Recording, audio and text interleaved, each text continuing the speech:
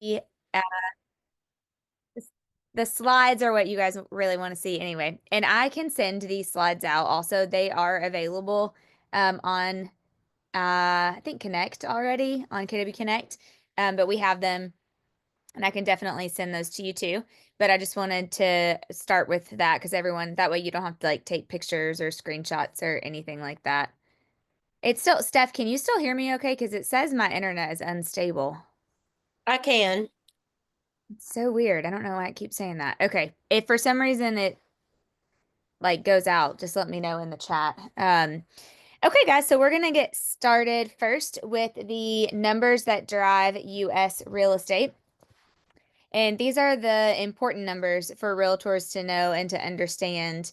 And then we're going to get into a couple other things too. But it goes home sales, home prices, total market value, inventory, mortgage sales, and or mortgage rates and affordability. So first we have home sales. And by the way, I do want to back up and say I do think there are a lot of agents that for whatever reason don't believe that it's important for them to understand this stuff. And I want to go on record saying it is very important for you to understand this stuff because number one, it gives you personally security and a sense of what's happening in the market and in the industry. I know every market is a little bit different, local market, but if you have a general idea and understanding of what's happening in the overall industry, you can get out of like the freak out and panic mode that I feel like a lot of agents are in right now or have been in. And then also, this just makes you that much more educated to be able to really not just pass information through to your clients, but actually interpret the information through to your clients. And that's super important. So the first one is home sales annual. So as you can see, last year, 2024, we ended right about 4.1 million in total home sales closed. The bad news is it was probably about the worst market that we've had since 1995, which I've told you guys many times. We ended up, I think, coming in even a little bit less than 2008. Um, so definitely was not a great year in terms of units sold. Now, some agents didn't feel that as much because volume is up, and we're going to see that on one of the next slides. But when it comes to actual units closed, definitely we were down. The good news is this year should be a little bit better, but as you can see, they're only projecting about 4.2 million so far for this year to close. So things will progressively increase and go up. It's just not going to be a quick like what we saw, say, from maybe '02 to '03, where we went from like 5.6 million to 6.2 million, or or even from 14 to 15, where we went from like 4.9 million to 5.3 million. It's going to be a slow and steady increase like over the next 7 years. Yeah, 20. Oh yeah, that's an even better one. 2020 to 21, where we were like 5.6 to 6.1. That was like the biggest leap we've had in forever, where people were like, "Whoa, what is going on? This is crazy." We are not going to feel that again. It's definitely not going to be that way. It is going to be more of a slow and steady climb over the next 7-ish years. But it will be, they don't anticipate them to go down, which is good. As you can see here, this is home sales broken down um, on a monthly level from 23 to 24. So a little bit better, obviously. Well, 23 was better in some instances. And then towards Q4 of last year of 2024, 24 ended up being a little bit better. So it's just nice to be able to see these broken down over a monthly. But as you can see, I mean, we're probably going to be pretty close to what we did last year, maybe just a tick up, maybe just a little tick up. Home prices, as you can see, and Gary always says this, what comes up always comes back down. And we may be at the top of the moment, but not at the top of the market is one of the things Gary said right here. So as you can see, in '06, we were 21% above the trend line. Last year, we ended up right around 9.9% above the trend line. So nationally, on a national level, again, this is going to be different in every market, but on a national level, right around 408,000 was the average-ish price that we ended in 24. Right now, so far, 2025 is projected even higher at 418,000. So the one thing that we know is that when prices go up, they may tick back down a little bit. So like if you look from start at '06 where we were 21% above the trend line, and then you can see we went down a little bit, we went down a little bit, we went down a little bit, just for really like 2, 3 years. And then it kind of flattened out for a minute, but then they always go back up. One thing that we know nationally and historically is nothing has ever stayed down. If it's gone down a little bit, it's never stayed down. Um, we're just at the top of, I mean, we're really, really, really at the top of the moment right now, but not necessarily the top of the market, even though it feels that way. But the good news about this, you guys, is that there is zero prediction or any sort of research that home prices will come down. So that's good, right? And the difference of where we got caught in this '06, '07, '08 kind of poop show is because people had gotten into their homes, prices were high, but what happened back in '07, '08, even 2009, during that time frame was, well, let me ask it as a question actually. Does anybody want to type in the chat? Some of you should know this, but what's different about now, today's market, than that market? And which is why I said from the get-go of the pandemic that we would not enter a great recession like we did then. I know, I see you all typing. I know somebody knows. Anybody have an idea? Yep, exactly, Stephanie. In '07, '08, everyone was over leveraged, meaning they got into their homes with little money out of pocket or no money out of pocket, even on some of them, right? And so they did not have equity. Today, everybody has equity. People have more equity today than they've actually ever had, to be honest. In yeah, 80/20 loan. That's right. They have more equity today in their homes than they ever have. So as soon as people were freaking out saying the pandemic's going to throw us into a recession, those of us that have been around a while knew that that wasn't going to happen because people have equity in their homes, and that's great. So there's no trend of anything going down. But there is one thing that I want you to write down before I move to the next slide when it comes to this slide. And Jason Abrams said this at Family Reunion. I've heard Gary say it before. I've heard Jay Papazan say it before. It's such a great quote. It's a great one-liner that is so true for you to be able to share with your clients too. And here's what he said. And actually, as I say it, I'll type it in the chat too. He said, "Don't wait for the right time to buy real estate. Buy real estate and give it time." And it is so good. Don't wait for the right time to buy real estate, and give it time. I That have a is, shirt that says, "Don't wait to buy real estate and wait." yeah, love it. Same thing, Steph. So good. And it's so true because this chart shows you that, right? Like it all appreciates and it never really goes back down.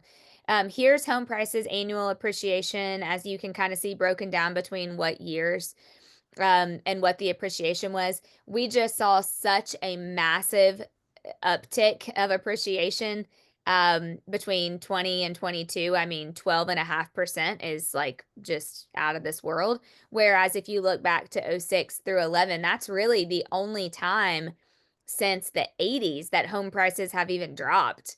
They've all appreciated all of the different decades and years since then. Last year, and Gary has always said a 2 to 4% number is like a safe zone. I think 6 is like a magic number of appreciation that we want to be at. So you can see we were basically double that, but 23 and 24. So last year and year before, we only ticked up about 2.7% in annual appreciation. And that's not a bad thing. I mean, it's a good thing because the previous 2 years or previous 3 years, we appreciated so much so quickly, very fast, very quickly. So this year we are they are predicting about another 2.5% appreciation. So if we had 2.7 last year and year before and another 2.5 this year, basically what you need to know from this is prices are not going to come down. Um, oh, and this is also a really good one for you to see too. Home prices appreciation historical. I love this actually, and I meant to print this and laminate it for my handy dandy bag of tricks that I carry around, but I haven't done that yet, so I need to do that. But this is such a great one because it kind of shows you what has happened during each time. So obviously, when we dropped, when our houses, when the value of homes went down in February of '09, that was when we were in the Great Recession and the housing crisis, right? But right before that, in '05, when they were appreciating at 14%, we were in the housing bubble. And then you can look, we had the pandemic, housing bubble, and high inflation. And then Fed raised the rates, Feds lowered the rates. So you can kind of see what's going on, even all the way back to like 73 when they dipped a little bit because of the oil crisis. So it's just kind of good to look back. Gary always says history shows us everything that we need to know. But this is a really good one. And remember, this is good data for those of you who have clients that like maybe, not to sound mean, but like think they know everything or they can predict what's happening in the future. Like this is just a good historical trends give you perspective is what Gary says. And that's such a great way to look at it. So here is why some of you guys are felt like you may have made less money last year. Some of you may have not. If you didn't, it's because of where we are with total market volume. Um, so closing out last year, right around 2.19, and this is in the trillions, by the way. 2025 is projected again a little higher at 2.3 trillion. So not as high as 22 or 21, but still higher than 20 or any of the years before that. And you guys also, let me say one thing when it comes to this too, and you guys may be feeling this right now. This is a Dana-ism. But if you've been selling real estate longer than, say, I'm going to say since like pre 17 or 18, you know of a thing called seasonality, meaning we used to wait for and like count down the days for the spring market to come, and then it would suck in the summer. Everybody would be on vacation and back to school, and then we would have a big uptick during fall, and then we would go through winter. And I mean, you weren't selling your house in the winter unless like you really had to. And then spring would come around, and every year in the beginning of the year, we would be like, "Oh my gosh, we're never going to sell another house." And then spring would come around, but we would get a break in the weather and it would boom. We are getting back to real estate seasonality. We haven't had seasonality in real estate since, maybe I'm going to say 18. I don't know, Stephanie, if you would agree or disagree, but 17, 18, like the last 20, 21, 22, 20, we've had no seasonality in real estate. It was full force, wide open all year round. And we're getting a little bit back to seasonality. So you might be feeling that. I keep telling people, I feel like just which this week we're finally getting a good break in the weather is going to open up everything. Many of you guys I'm talking to are like, I'm so busy right now. I can't even believe how busy I am. And that's good. That's really great. But the volume is not going down. It's going to go up a little bit, continue to go up a little bit this year. One thing to pay attention to on this slide is agent count. 2024 we ended with right around 1.5 million agent count total. You can see back in '06 we had 1.3 million total realtors, and I believe that are a member of NAR, and then it dropped. That when we hit into that recession, about 150,000 agents got out of the business from 2007 to 2008. Some people predicted that that was going to happen again with this drop, and it has not. We are still at a high agent count across the country nationally with NAR at 1.5 million realtors. So not, half of NAR didn't get out of the business like some idiots were getting on TikTok saying was going to happen during all this. Like '07, where we're not even close to 150,000 getting out of the business. But what's happened is for the ones that have gotten out, you guys, just as many have gotten in the business. So there are still agents getting in the business for the ones that are going out, which is keeping it high. So wrap up on this slide. Market total volume, prices are not coming down. Volume is not coming down. It's going to go up a little bit this year. Many of you you've watched your average sales price increase. That's great. Um, Inventory, we are on a slow climb, and as you know, we need it to climb. We've had such low inventory over the last 3 years, really 4 years. So we need inventory to climb, and we are in a slow climb. You can see in 2020, 2021, we had only 2.5 months of inventory supply. Then it went to 2.7 months. We finally broke over 3 months in 23. 24 ended at 3.7 months of supply of inventory. We really, a balanced market is 6 months of supply of inventory in the market. We're not there yet. We're like halfway there. They are hopefully predicting that we'll get a little bit, we will climb a little bit more this year. So there will continue to be more homes come on the market. Inventory will go up. Um, but one thing I want to say on this slide too is to just challenge you guys. Whenever there is low inventory, the great agents are the ones that go out and find more inventory, meaning you know, maybe looking for developers, looking for builders, helping some of your builders find land to build on, helping more homes come onto the market, working with investors a little bit more. You kind of have to working with FISBOs. I mean, some of you have great luck with FISBOs, others of you have never called a FISBO in your life. But when there is a low inventory, you have to create your own inventory sometimes. And so I do want to challenge you guys to be thinking about how can you help bring more inventory to the market because we need it. Mortgage rates. Okay, so on mortgage rates, we're projected this year around six for them to stay around 6.5. Uh, Gary said the math always works on this. Here's another crazy thing. I don't know if it's on the next slide. Yeah, okay, I'll get to that. Hold on one second. Okay, so they're going to come down a little bit from last year. But just look, remember, this is the slide, by the way, that I suggest you guys having printed out and laminated with you when you're working with your clients, with buyers, specifically with buyers, but also with sellers too. The historic average, the national historic average from all the way from 1990 to 24, so 30 something years, is 6%. So we're just a hair over what is our national historic average. Pre that, the historic average, if you go back from 72 to 24, was always 7.7%. So again, I know I've said this, like I could say this just till the cows come home, but we were spoiled with the threes and the fours and maybe even the fives. All of us, unless you have a child, a baby on this call right now, are likely never going to see threes or fours in our lifetime ever again. We're back at normal rates, right? So we just have to continue to help train. I know for a while, a lot of industry experts were saying once we have 2 to 3 years of rates in the sixes, that the average consumer will be like, okay, this is normal again. They'll kind of forget the threes and the fours that we had. So I would say after this year, people are just going to feel like we're back at the norm, which has always been the norm, by the way.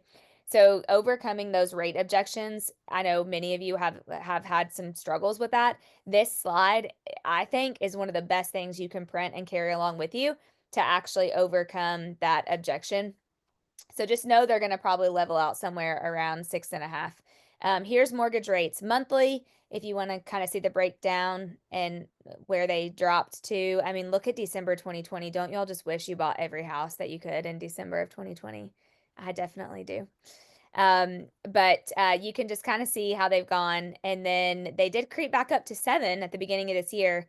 So I don't know what they are today, if anybody knows, but they said to a seller yesterday, you can either pay a lower rate or a higher price. Pick your. Yep, you are exactly right. That is a great script, Stephanie, to be able to share with people because prices are going up and they're not coming down. So they have a choice to make. Here's the mortgage rates breakdown. I could have sworn I had. Okay, I don't have it on the slide, so I'll tell you guys the newest number from last year.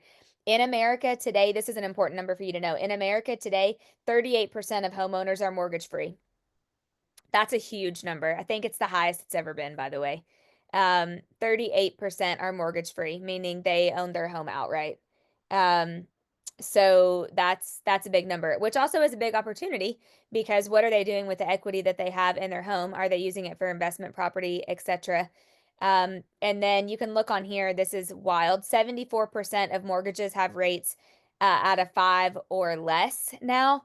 So what that tells me is that we all need to get really good at understanding the people who have to move, right?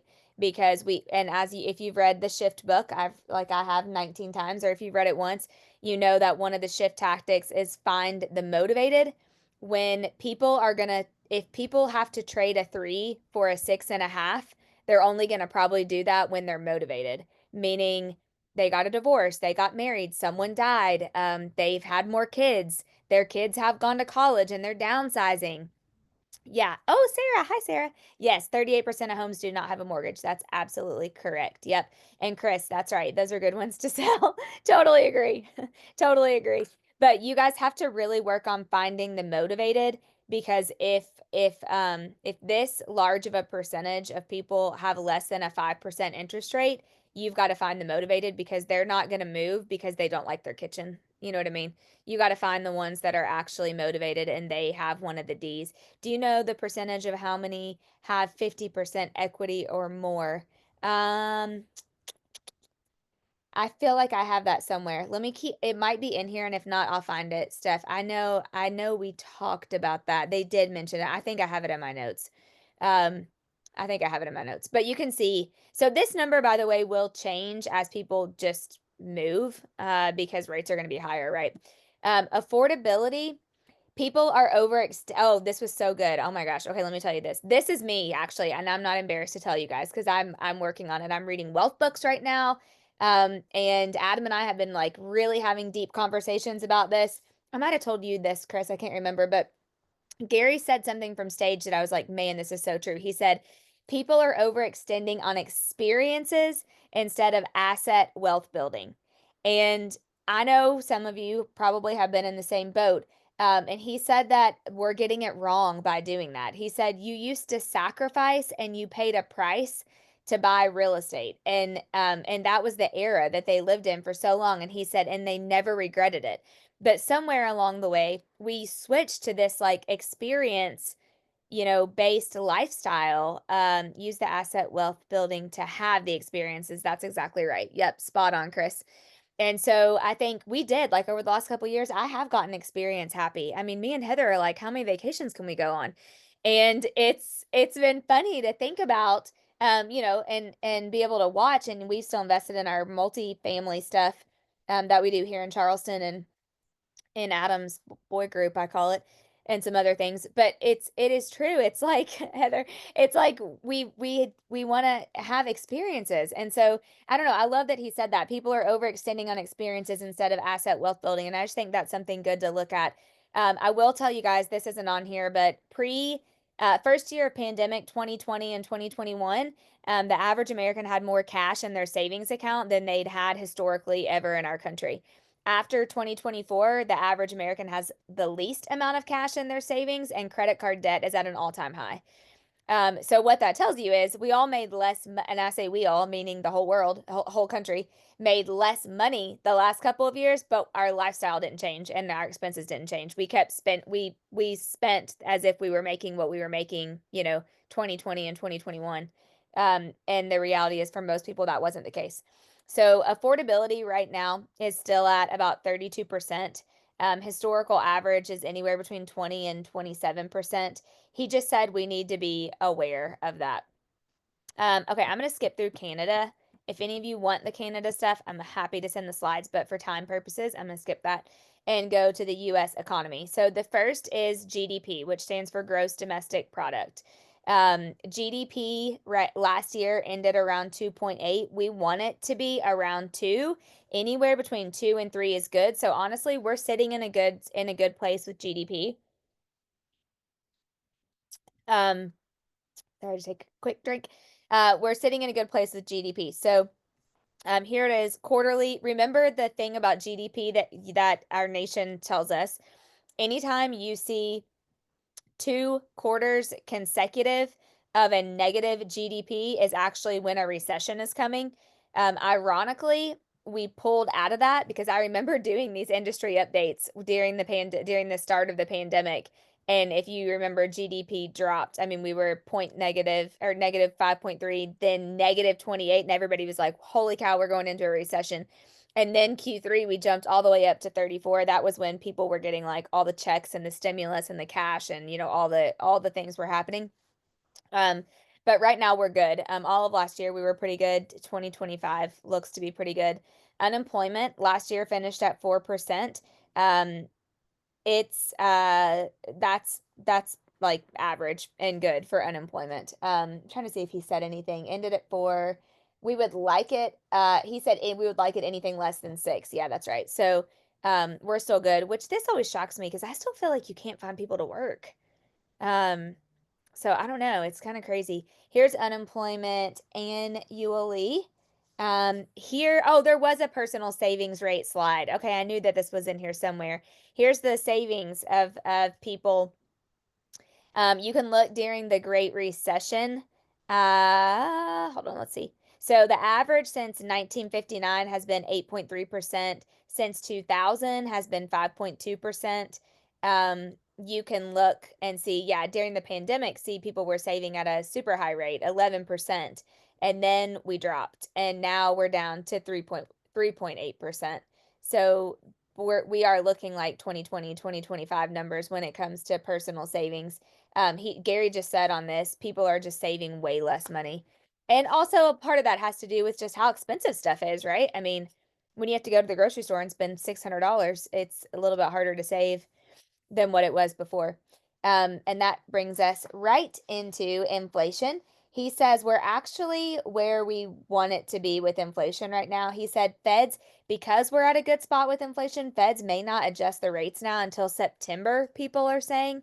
Um, but we ended 2024 right around, hold on, somebody's trying to get in. We ended 2024 right around 2.9 total, which I mean, they break it down in two different ways. They break it down CPI, including energy and food, which is the number that I like to go off of. And then they do it excluding energy and food. I mean, we all use energy and food, so I like to include that number. But we ended inflation or 2024 with about 2.9% inflation.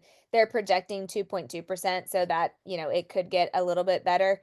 And then they are expecting it to get back to the trend line where we want it to be, which is 2% by the end of 2026. So we've got about 2 more years for inflation to get where we need it to be. But look at why we felt the way we felt the last few years, 7%. I mean, good grief. That was when I remember getting on here and saying that I was buying an organic red pepper for like $4 for one. I mean, it was nuts. Absolutely, absolutely nuts. Oh, sorry, you guys. Sometimes I can't see the chat. Yeah. Nothing was open to spend. That's exactly right, Stephanie. Yes. When everything was shut down, people weren't spending money. And so they were saving, they were getting cash from the government and they were saving. And then when the gates opened up, everybody was like, I'm going here. Stephanie, you're gonna laugh at this because I say this even when you're not on the call and not about you, but people are like, I'm going to Africa. I'm going to Europe. I'm going to all because Stephanie went to Africa, all these places because everybody was sick of being in the house. And then they started real seeing like, okay, wow, we're not making as much money as we were. Stuff is expensive. And that's where Gary says, you do, Stephanie, you and me both. I know, I love it. I know, really, and Heather is usually like just tight. She's a tightwad, and her travel, she's got us going all over the place this year. Chris, I agree. Chris said having 4 kids right now is wild. Every quarter, yes, Heather's got us going somewhere every quarter. Um, Chris, Adam and I were just sitting in the hot tub last night saying, like, people always say that having kids were expensive. Holy cow. Like, it is absolutely insane how expensive it is, especially if they are in any sort of a sport. Like, times it by a million. Okay, so these are the economic risks of 2025, meaning they always give us a few things that are unpredictable and could cause all these predictions to change. So, like, for instance, the pandemic, right? Like, that was a total unpredictable thing that completely changed our entire market. Number one is unpredictable policy. And I think what he meant by this, and this is not a political statement, but I think what he meant by this is just the Trump stuff with all the um oh my gosh, what are they called, tariffs and all the stuff. And I know like enough about that to be dangerous, so I'm not even going to speak on it.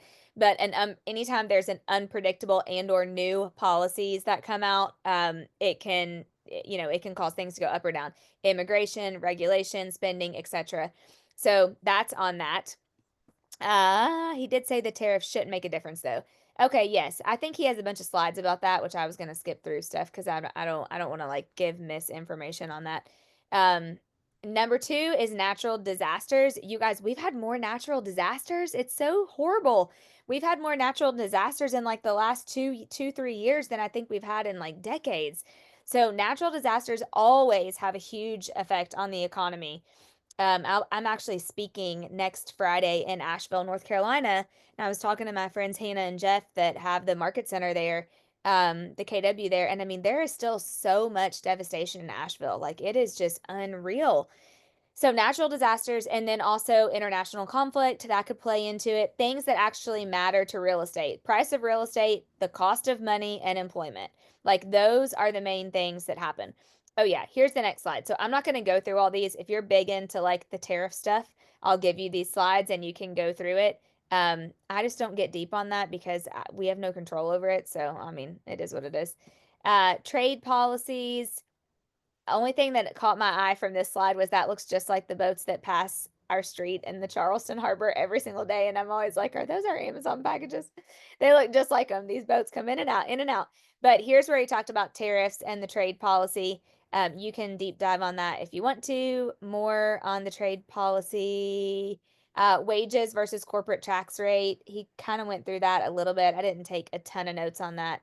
And then let me skip through Canada because I do want to get to the last part. Okay, yes, right here. This is the part that I really, a lot of y'all, I think will, a lot of y'all really like this part usually.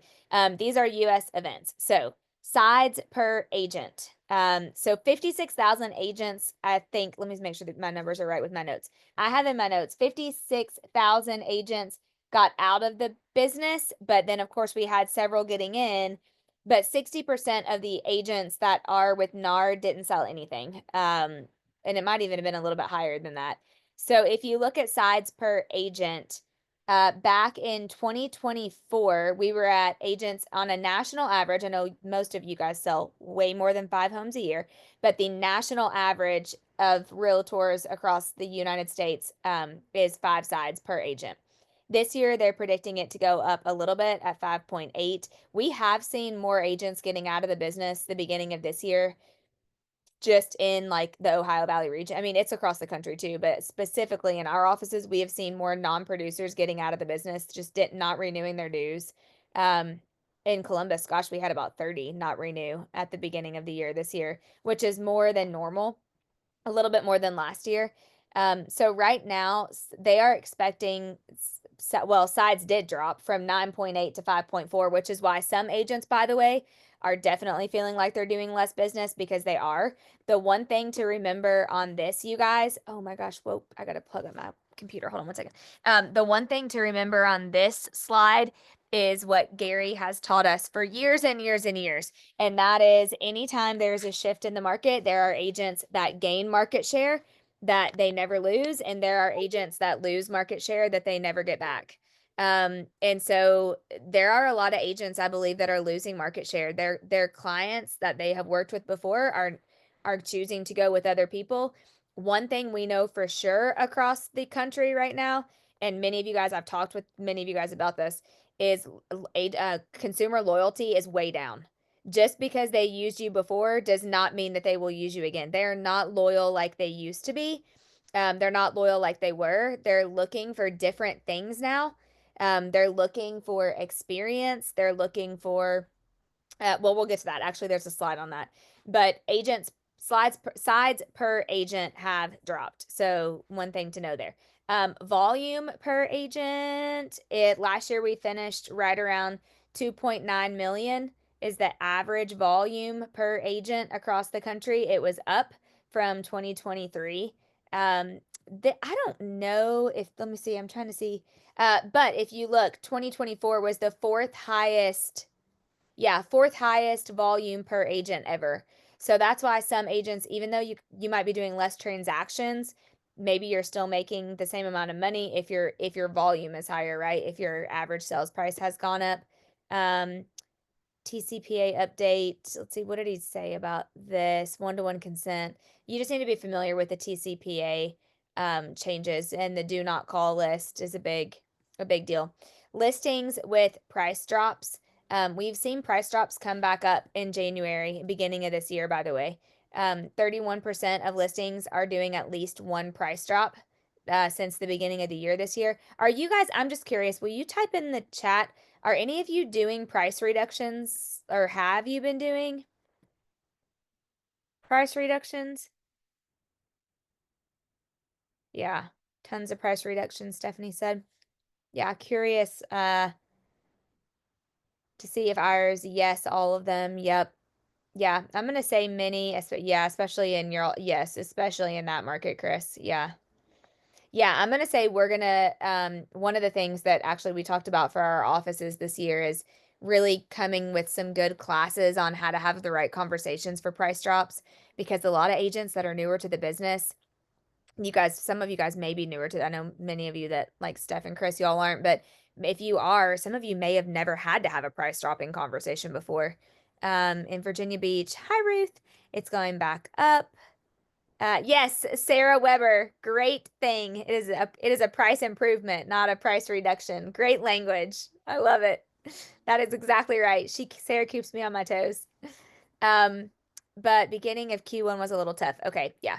So just know that we're probably going to continue to see some price reduction, some price improvements that you guys will need to be making, and that'll happen. Tracy, usually there are more price drops than new listings each day. Yes, totally. Yep. New listings coming on.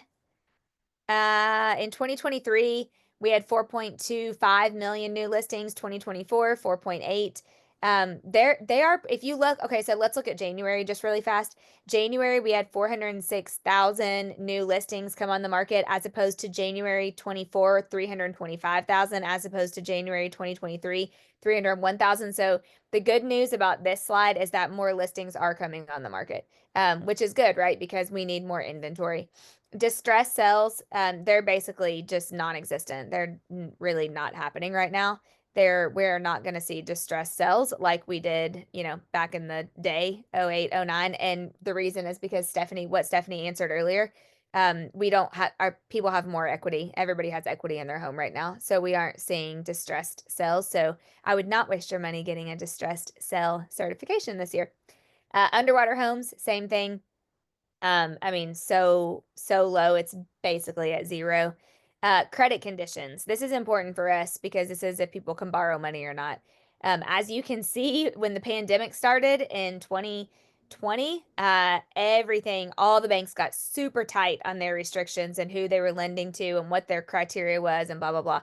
It loosened and then it got a little tighter in 23 and 24. They are steady right now to loosening. So Gary said we should see credit conditions start to loosen a little bit more.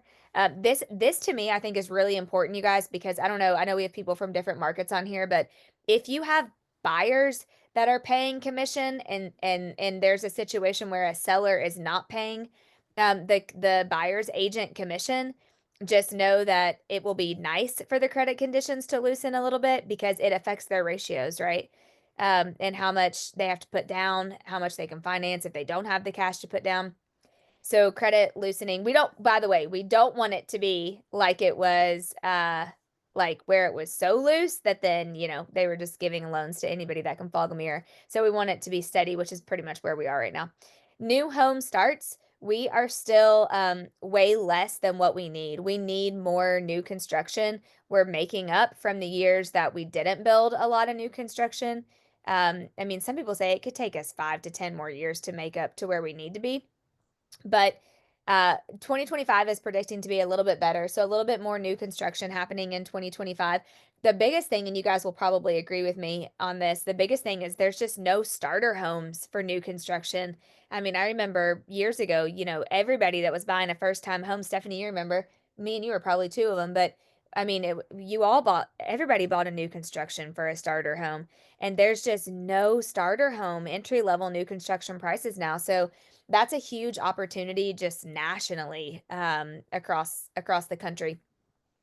New home sales, as you can see, long-term average is right around 650 thousand. They are thinking 2024 ended a little bit better. 2025 should too. But here's the challenges for builders and developers right now, and why we aren't seeing any new starter homes. Regulatory burdens, skyrocketing land costs, volatile material prices, up and down on prices. I mean, and persistent labor shortages, and then profitability constraints. So it's just, there are a lot of challenges for builders right now. Student loan debt, this is one that people are always very interested in. No real movement on this. It's still super high. I mean, we have $3.4 trillion across the world of debt, and 1.6 trillion of that. So basically, what is that? I mean, a third, more than a third, is student loans. I mean, it's unreal. So this is what's causing, I don't know if this slides on here or not, but this is what's causing the average first-time home buyer uh, age to be so high. I mean, it used to be, what, 23, 24, 25. I think average for, what did they say? Does anybody remember? I have it in my notes somewhere. I'll come across it, I'm sure, but average first time home buyer, I mean, I wanted to say it was like 38 or something. It was high. I know Steph's looking for it. Home insurance, uh, the average year-over-year increase is 2.2. Insurance, I mean, I'm here to say on record, it's a racket, but You hit it's it, 38. yay, go me by memory. Nice. Yes, Chris, 40 and student loans are still haunting. Yes. Well, Kayla, I hope I'm saying your name right. 38, thank you. Yes. I mean, it is absolutely insane. Student loans are absolutely insane. That's another thing me and Adam have our really serious chats in the hot tub before bed because we're a little more relaxed in the hot tub so we can talk about stressful things. But we were like, God, we can't wait to see what school like the kids want to go to for college, and we hope they get tennis scholarships, and like how are we, I mean, because it's just so expensive. Yeah, Sarah, I always think of Connor. When I think of y'all. 7,000 in interest alone last year. Yeah, I mean it's like you can't, oh good. Okay, LaKayla, perfect. Thank you. You can't, it's the interest on these loans. I mean it's terrible. So home insurance is also another thing. It's really going up. You guys know, of course, that's the natural, good grief, disasters that are happening. Here's all the non-renewals. I mean, you see all the non-renewals that have happened in North Carolina, Florida, honestly, some here in South Carolina, not us, praise God. Louisiana, I mean, there's so many non-renewals that are happening. It's crazy. This was a really good one right here, the generational wealth transfer. They are saying that over the next couple years, we will see more generational wealth transfer than any other decade. So if I explain this correctly, boomers currently control 85 trillion in assets, which is almost half of all of the assets in the United States are controlled by boomers. And I can't remember if anybody knows the years. I used to have that memorized of the boomers, but I can't remember. 19 trillion of that is in real estate. So 73% of people over 55 say that they want to give all or some of their estate to their children before they die. On average, they want to give away 30% while they're still alive. So we are about to see a huge, yes, okay, thank you. 46 to 64 are the boomers. That's my mom is a boomer. So we will see a huge transfer of generational wealth from a lot of the boomers because there's just so many of them right now. This was actually a good example. Example one, a married couple loans their single child half $500,000 to purchase a home following the requirements laid out by the IRS. The couple then forgives the amount equivalent to the maximum annual gift tax per parent, which is 19,000 on the loan, for a total of 38,000. This process can be repeated until the home is fully paid off. If the child is married, the gift amount can also extend to their spouse, effectively doubling the annual loan. Example two, a married couple buys their child a 500,000 home in cash and gifts it to them. They file the required gift tax report, falling under their lifetime gift and estate tax exclusion of 27.98 million per married couple.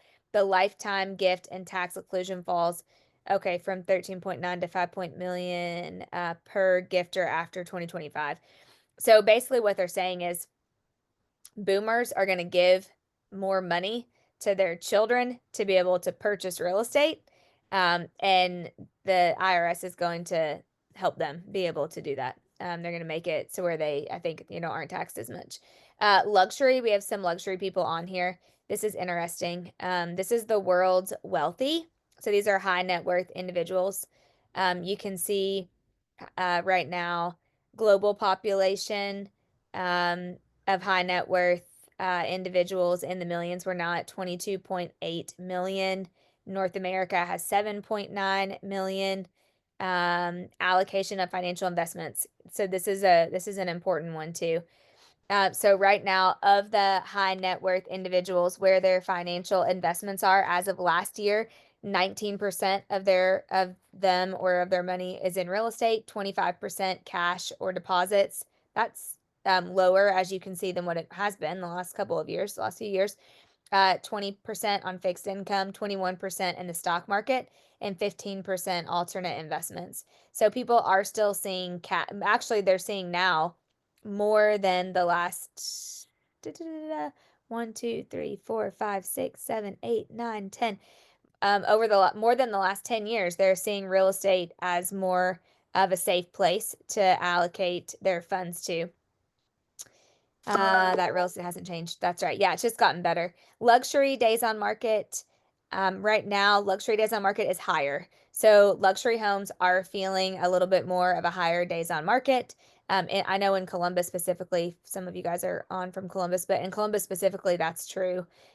They are seeing a little bit more longer days on the market in luxury. Non-luxury days on market is 57 as of the end of last year in December, as opposed to 81. Luxury listings with price drops, same thing, still predicting more price drops with luxury. Commercial trends, I'm not going to go through these because I'm kind of running a little bit behind, but you can go through, if any of you sell commercial, you can see that. Industry news, a couple of things. CoStar just bought Matterport. For those of you that didn't know that, CoStar has so much money, y'all. Holy cow. So now CoStar owns Matterport. Zillow partners with First Street to provide climate risk data on flood, wildfire, wind, heat, and air quality. Realtor sues CoStar for accessing sensitive information, trade secrets. I actually didn't know that until this. Redfin signed a $100 million deal with Zillow, making it the exclusive provider of multi-family rental listings. And tech providers are leveraging artificial intelligence to enhance efficiency in real estate. A lot of AI with real estate happening right now. Okay, these are some of the best slides. So, but I'm gonna have to go fast for time's sake, but I do want you guys to be able to really see and have these. So this is according to all of the NAR stats from last year. 2024, only 24% of people who bought homes were first-time home buyers. That's, I think, the lowest it's ever been. It is, yeah. Lowest it's ever been were first-time home buyers. It's kind of sad. I know, Chris.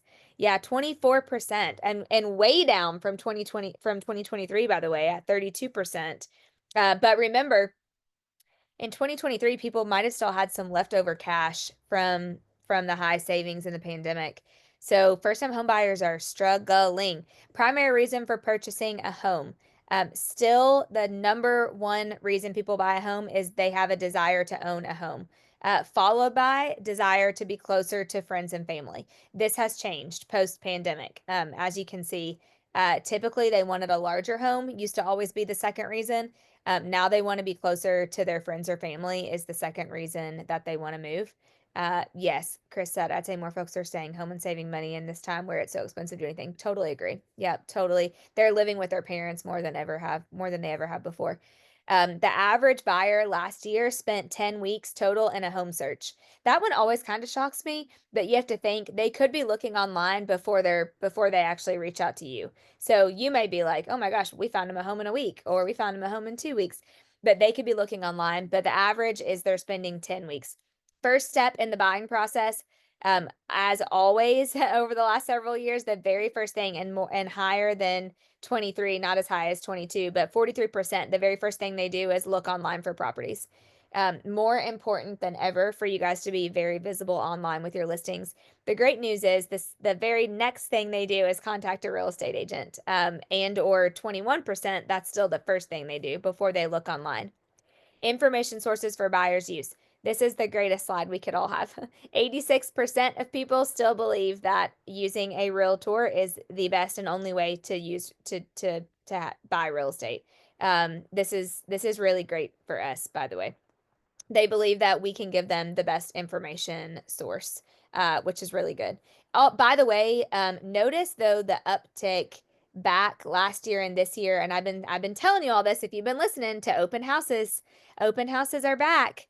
And if you're not having success from open houses, you might not be doing them the right way. You might need to get an open house, one of our open house one pagers, which I'm happy to send to you. Take a class on open house, whatever you need to do. But open houses are back. Where buyers found the home that they purchased, 51% are finding them on the internet before their agent actually is, by the way. So remember, the value that you as a realtor provide to your client, to your buyer clients now, is likely not going to be finding them a house. They're probably going to find the house themselves, and or we know that they can find the house themselves. What they need you for are all of the other things. And I'll get to that. Value of website feature. Detailed property info is still really high with property photos. Floor plans crept up last year. People want to see floor plans, 87%. Details about recently sold properties at 81%. Neighborhood info at 79%. But just remembering that you need to be, oh, yes, I'm sorry. That's the total. But sorry, what I meant to tell you was, hold on, let me go back. Let me go back. Yeah, 79%. So as they found very useful, by the way, the orange stuff. If you look, here's what I wanted to show you. Virtual tours are up. So more video, more video, more video. Um, who does floor plans in our area? I guess I need to start adding that to service. Yeah, a lot of times when people do those 3D Matterport stuff, they provide the floor plan. So I think that kind of comes with it. Um, I don't know if anybody else has any other suggestions or knows. You can type it in the chat. I'm not 100% sure. That'd be a great question for us. Method of home purchase. This is still really great. 88% still using a realtor. Great. Here you go. What buyers want from their agent. 49%, they still want help finding the right home, so they may narrow it down. But then they also want help negotiating the sale, and help with price negotiations. How buyers found their agent. 40%, big number, referred or is a friend, neighbor, or relative. That blows out of the water 17% that said that they used their agent before. So this goes back to me sharing with you guys that consumer loyalty is down. Just because they used you before does not mean they will use you again. If their neighbor or their sister or their friend or whoever they go to church with says, "Oh, well, I used Stephanie and she was great," they're going to take that over who they used before unless they have a really, really great relationship with them. So just know that that's what's causing that. 75% of buyers last year only interviewed one agent. So, not to sound like Ricky Bobby, but if you're not first, you're last. So they're only talking to one person, so you just need to get in the door, for sure. Most important factors for buyers, here you go. 21% experience, followed by honest and trustworthy, their reputation, and then again, are they a friend or a family member? Do they have knowledge on the neighborhood? You can go through. Home as a financial investment. This is really good. At when polled of all of the NAR people last year, 80% still said real estate is a good financial investment, and about 50% of them said that it's better than stocks. 35% about as good. So what's that? 85% people said that it's as good or better than stocks to invest in real estate. This would be a great Instagram post or Facebook video or something for you guys to give out to your people, that all of statistically researched all buyers and sellers and investors last year, 85% or more believe that real estate is as good or better than investing in stocks. We won't tell Taylor Davis that, who I just did a little call with on the stock market, or going to do a call with on the stock market. Buyer repeat referrals. Definitely 73% last year said that they would definitely use their agent again. The number has gone down, I guess, is the main thing. Not by a lot, but it has gone down. So you just have to continue. Buyer and seller satisfaction.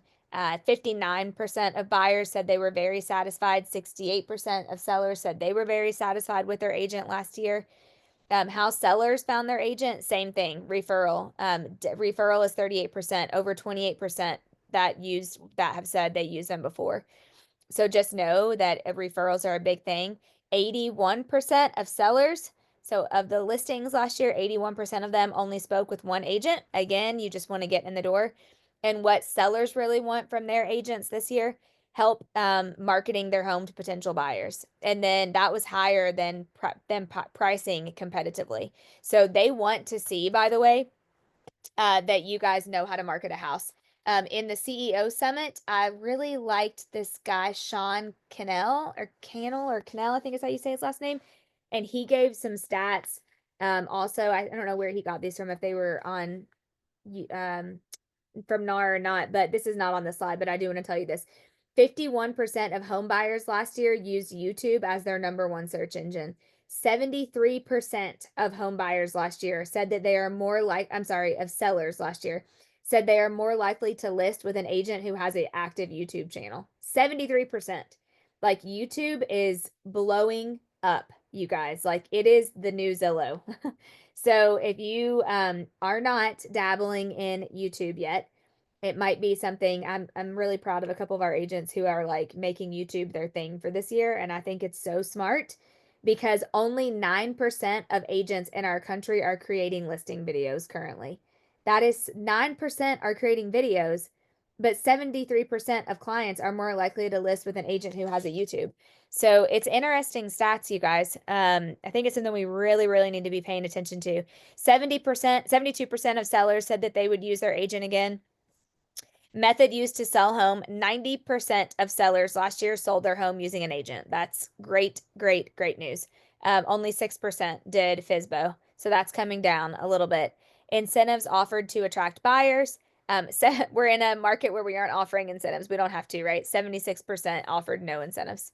Oh my gosh, right on time. I thought I was going to run late. Okay.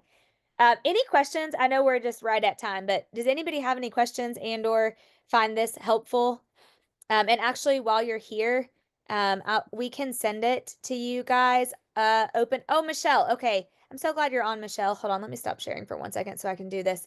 Um, Michelle, hold on. Super helpful. Yes, love it. Okay, here are the slides. I'm going to drop them in the chat. If you need them in another way, also happy to email them to you and or they are on Connect. And for you guys that hopped on late, sorry my camera is not on. Had a little face procedure today, so my face looks like a lobster. Um, and you don't want to see it. It looks really bad. And then really quickly, I'll have to get you, we'll have to get you some of the one pagers. Oh, and Bluegrass Real Estate Media may do floor plans. That actually, um, Darian, I think you might be right. I feel like I heard that from somebody else. And also, Michelle, Dylan has a lot of those one pagers. He can get you those one pagers as well. I thought I had one on my desktop. I was gonna, but I cannot find it anywhere. Shoot, we'll get you one. Um, yeah, we'll send out oh wait, hold on. One pager. Ah, I found one. I found one good one. Hold on. Let me just drop it in the chat really fast for those of you. This is the Oh shoot, hold on a second. Ah, hold on, almost got it. You're welcome. You're welcome. Okay, here is one of the open house one pagers. It's Aaron Holloway's open house system. It's a really good one. Gosh, there's a couple. Oh, here we go. Here's the other one. Here's the open house Palooza. Um, which I think is awesome. This is a really, really, really great one to get a ton of people through your open house. We have some agents doing this one, and they are getting, and then here's one more. I have Jordan Davis's too. Sorry, I knew I had them. I just had to find them. This one is getting back to the basics of open houses. So there's 3 good open house one pagers for you all, and I would definitely pick one and start to focus on getting back to those.